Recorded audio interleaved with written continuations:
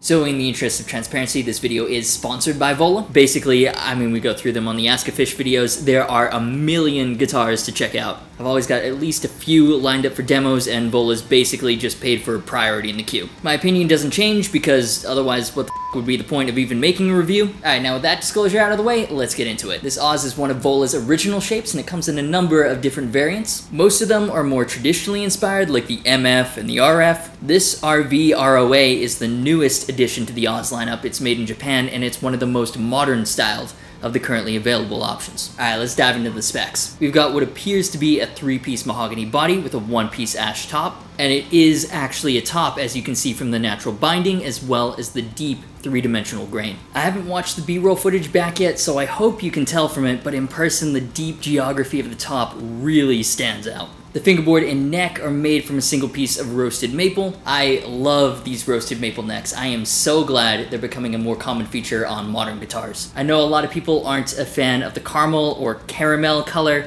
but it feels great, and the benefits when it comes to stability through temperature and humidity changes are amazing. Now this luminous finish. Guys, the grain filler, it glows in the dark. That's so sick.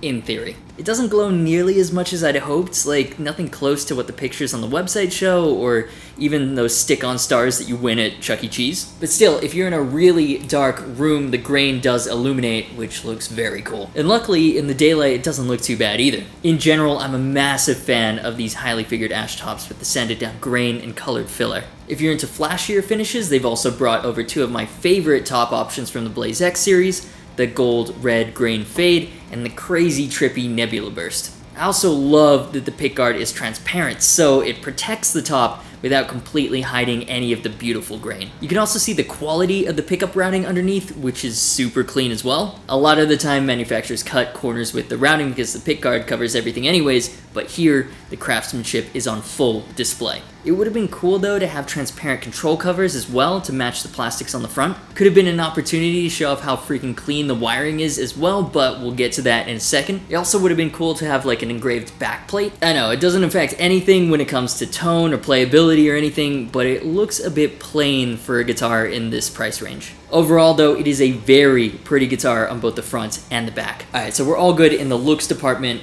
What about the build quality? I mean, honestly, it's perfection. Whatever they're doing over there at the Vola workshop in Japan, they're doing it right. I couldn't find any major or even minor finish flaws, but from my previous experiences with Vola guitars, that's not so surprising. It's also a lot heavier than I was expecting. Not a tank, but it's definitely got a moderate amount of heft to it, not flimsy feeling at all like you find with a lot of ultra-modern Super Strats. As far as the neck goes, it's a very familiar playing experience. It doesn't take a whole lot of time to get used to. 12-inch fingerboard radius, 22 medium jumbo frets, and a 25.5-inch scale length. The fretwork is perfect, as I'd expect from Vola, had absolutely no complaints whatsoever. Now, I never had any extended playing time with any of the original Oz guitars, so I can't personally compare them directly, but neck shape is one area where Vola has really listened to community feedback. A lot of Vola guitars in the past, like the older Blaze X series, had surprisingly thick necks, which didn't really fit in with the modern theme. So these newest Oz RVs have Vola's medium C shape, which feels very comfortable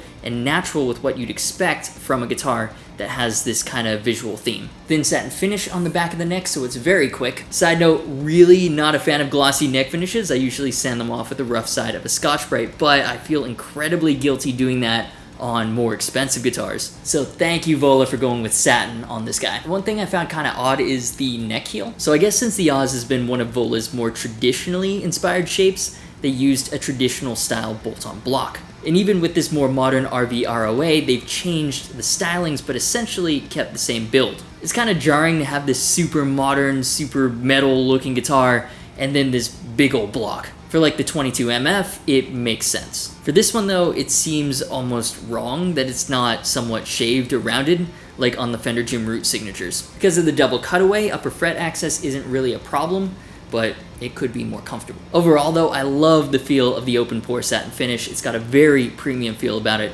to match the overall build quality. And in that same high quality spirit, Vola have decked this guitar out with high quality Godot hardware. For the bridge, we've got a low profile 2-point Godot tremolo, and then the reverse headstock sports Godot Magnum locking tuners. Godot is one of my absolute favorites when it comes to hardware. They're easily one of the top manufacturers in the game. The trem works great, and the best thing about Godot on this and on their Floyd Rose is how rounded the saddles are, which is very important when it comes to comfort while palm muting. The one thing I found with this trem though, as comfortable as it is that the springs are incredibly loud. While tracking the demo, a Jimmy clip dampening the strings was an absolute must. Then the tuners feel as solid as you'd expect from premium machine heads, and what's cool about them is that they're kind of like vintage style, but locking with the Magnum thumb screw. There's also this well-cut bone nut, so you can expect tuning stability on this thing to be solid within reason. It doesn't have a trem system with a locking nut, so if you go crazy with the dive bombs, you might need to do some correctional adjustments afterwards. Lastly, the Vola comes with a nice hard case with all the usual keys and tools. Now, the pickup selection in this is kind of interesting. Usually for guitars in this price bracket, you'd find aftermarket brands like Seymour Duncan, Fishman, Bare Knuckle. Vola have instead opted for their own proprietary custom wound pickup set. There's a 5-way switch and a coil split toggle for a ton of tonal options. Truth be told, I mainly use the bridge humbucker anyways,